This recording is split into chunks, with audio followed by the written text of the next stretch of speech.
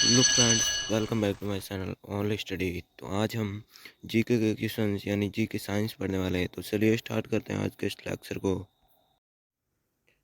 Hello friends, welcome back to my channel only study.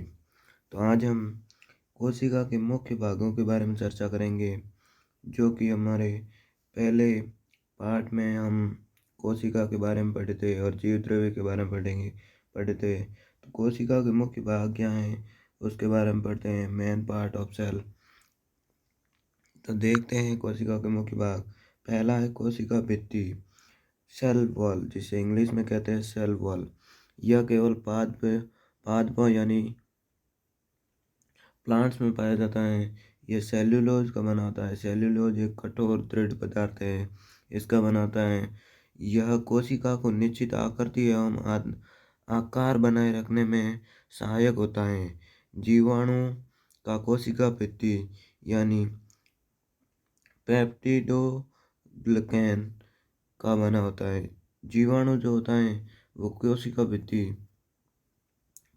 पेप्टिको पेप्टिकोग्लिकैन का बना होता है। ये कोशिका भित्ति बड़े वृक्ष होते हैं। इनके बाहरी सतह जो साल होती है यहाँ पर पाई जाती है कोशिका भित्ति। तो अगला है कोशिका भित्ति। कोशिका भित्ति कोशिका भित्ति पादपों में पाई जाती है, ओनली प्लांट्स में पाई जाती हैं। यह कोशिका भित्ति जो होती है ये बाहरी परत होती है। पेड़ों की जो सालें होती हैं ये कोशिका भित्ति की बनी होती हैं और कोशिका भित्ति सेलुलोज की बनी होती है, इस तरह की दिखाई देती हैं। यह एक बाहरी आवरण है। दो आवरण उपस्थित होते हैं पेड़ों में। पहला होता है कोशिका झिल्ली तथा दूसरा होता है कोशिका भित्ति। झिल्ली तथा भित्ति दोनों उपस्थित होते हैं। झिल्ली और भित्ति जो होता है बाहरी आवरण होता है और अंदर का आवरण होता है उसे कहते हैं झिल्ली। दूसरा पॉइंट है कोशिका झिल्ली। कोशिका के सभी अवयव एक पतली झिल्ली के द्वारा घिरे रहते हैं। इस झिल्ली को कोशिका झिल्ली कहते हैं।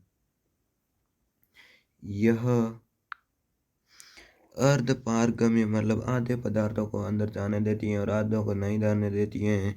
इसका मुख्य कार्य कोशिका के अंदर जाने वाले एवं अंदर से बाहर आने वाले पदार्थों का निर्धारण करना मतलब चुनना ही होता है। कोशिका झिल्ली लिपिड की बनी होती है। ये किसकी बनी होती है? तो लिपिड की बनी होती है। जो कोशिका भित्ति थी वो सेल्यूलोज की बनी होती है, पर ये लिपिड की बनी होती है। कोशिका झिल्ली लिपिड की और कोशिका भित्ति सेल्यूलोज की। इसके घटक यह लिपिड घटक फास्फोग्लिसराइड्स के बने होते हैं। बाद में जैव रासायनिक अनुसंधानों से यह स्पष्ट हो गया कि कोशिका झिल्ली में प्रोटीन व कार्बोहाइड्रेट भी पाया जाता है। कोशिका झिल्ली का उन्नत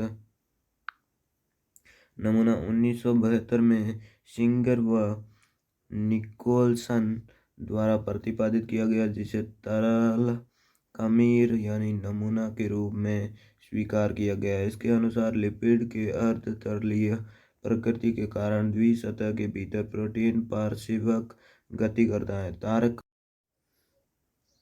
अगला कोशिका झिल्ली। कोशिका झिल्ली ये कोशिका झिल्ली होती है जो कोशिकांग इसके ये जब भी सभी कोशिकांग इसके अंदर होते हैं, यानी कोशिकांगों की पकड़े रहने वाली थैली, कोशिकांगों को डालने वाली थैली को ही कोशिका झिल्ली कहा जाता है, जो कि ये बाहरी परतें हैं, इसे कोशिका झिल्ली कहते हैं।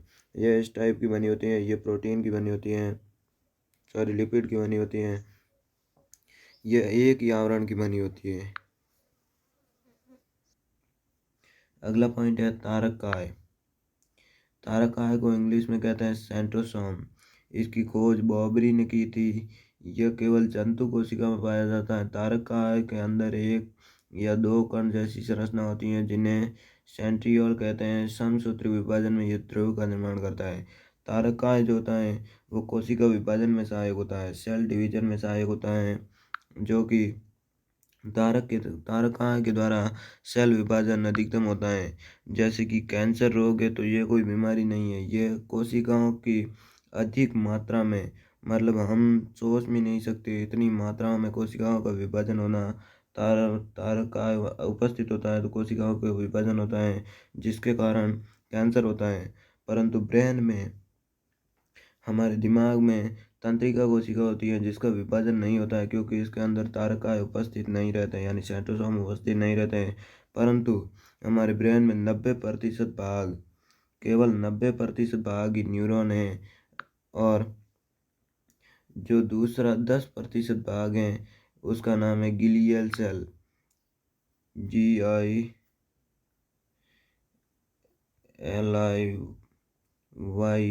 गिलियल सेल, जो कि 10% पाई जाती हैं, तथा इसमें ये सेंट्रोसोम यानी तारकाय उपस्थित रहता है। और 10% भाग में उपस्थित रहने के कारण ही हमें ब्रेन कैंसर होता है। ब्रेन में जो कैंसर होता है वो तारकाय, वो जो 10% भाग यानी गिलियल सेल में उपस्थित होता है, उसके कारण ही ब्रेन ब्रेन में कैंसर होता है। अगला है चौथा पॉइंट, अंतर्ध्रुवी जालिका।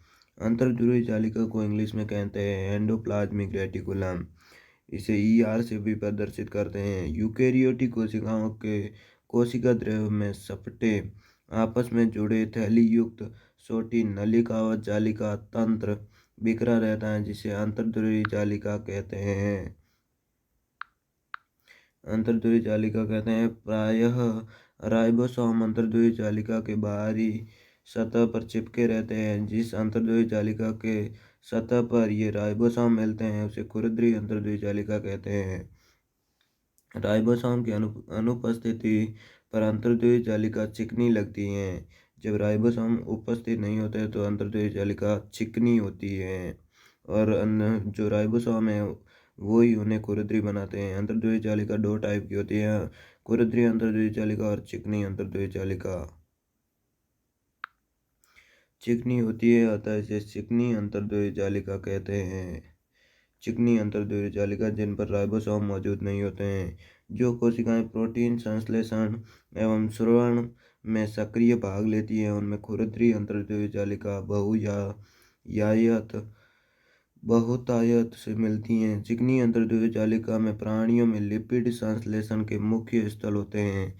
लिपिड की भांति स्टीरॉयडल हार्मोन चिकने अंतर्ध्रुवी जालिका में होते हैं, तथा ER, जिसे एंडोप्लाज्मिक रेटिकुलम कहते हैं, ER का मुख्य कार्य उन सभी वसाओं व प्रोटीनों का संचरण यानी एक स्थान से दूसरे स्थान तक ले जाना, संचरण करना है, जो कि विभिन्न झिल्लियों जैसे कोशिका झिल्ली, केंद्रक झिल्ली आदि का निर्माण करते हैं। सामान्यतः इसके द्वारा कोशिका द्रव्य और केंद्रक के विभिन्न भागों में पदार्थों का संचलन किया जाता है।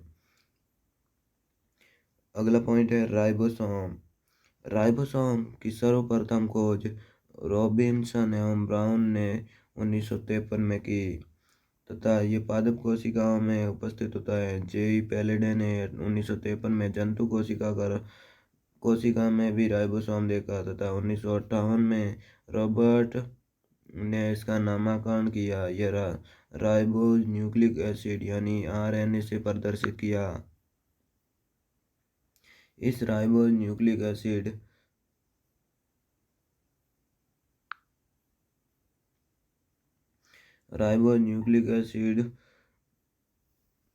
नामक अम्ल व प्रोटीन की बनी होती है। ये जो राइबो न्यूक्लिक एसिड, ये अम्ल तथा प्रोटीन की बनी होती हैं। यह प्रोटीन संश्लेषण के लिए उपयुक्त स्थान प्रदान करती हैं, अर्थात ये प्रोटीन का उत्पादन स्थल है। इसीलिए प्रोटीन की फैक्ट्री यानी राइबोसोम को प्रोटीन की फैक्ट्री भी कहा जाता है, क्योंकि राइबोसोम में ही प्रोटीन का निर्माण होता है।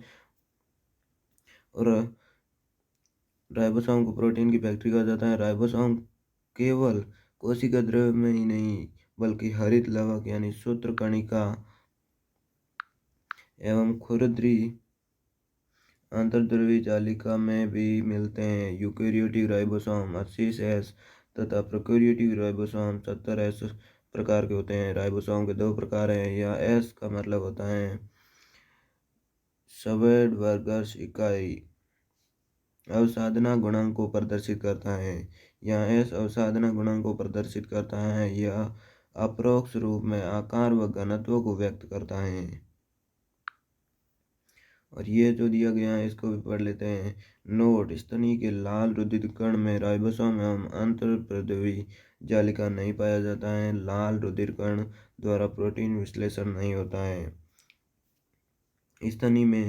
स्तनी में लाल रुधिर कण जो कि राइबोसोम होते हैं वो तथा अंतर्द्रव्य जालिका नहीं पाए जाते हैं। तथा आज के लिए इतना ही। मिलते हैं किसी नेक्स्ट वीडियो में जल्दी ही। जय हिंद, धन्यवाद।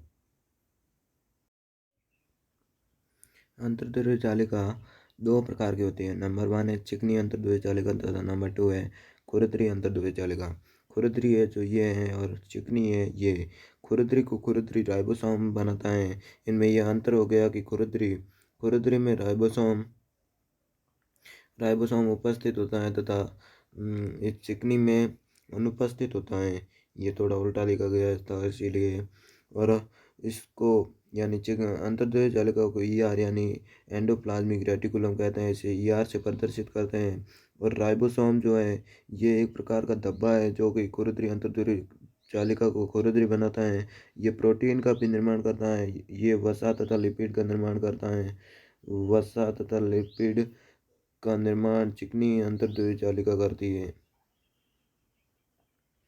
वसा, लिपिड और ये जो राइबोसोम होता है ये प्रोटीन का निर्माण करता है। प्रोटीन